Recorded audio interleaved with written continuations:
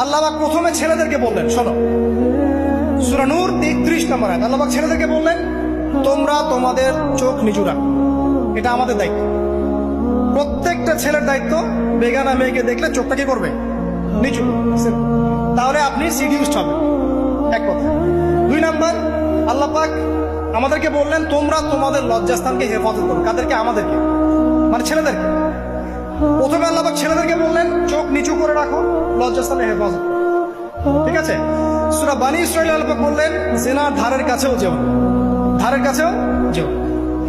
আল্লাহ পাক আরো বললেন, যদি কেউ জিনা করে ফেলে, সূরা নূরে, তাহলে তাকে 100টা বেত্রাঘাত করতে হবে। কয়টা?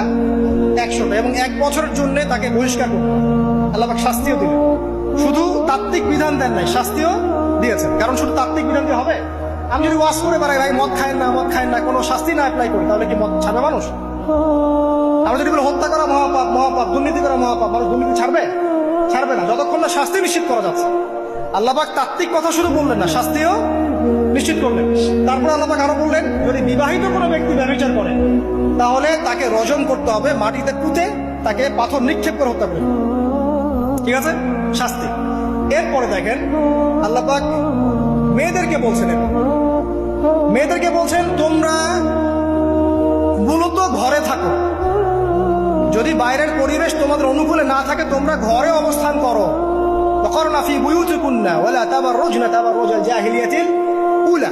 তোমরা মূলত ঘরে থাকো। জাহিলি যুগে মেয়েরা যেভাবে নিজেদেরকে প্রদর্শন করে বেড়াতো, এই কাজটা তোমরা করো না। যদি করো তাহলে সমাজে বেহায়াপনা, ফায়সা বেড়ে যাবে, তোমরা নিজেরাই ক্ষতিগ্রস্ত হবে, যেটা ওরা হচ্ছে এখন। আচ্ছা, এরপর আল্লাহ পাক আরো বললেন, হে নবী, আপনি আপনার স্ত্রী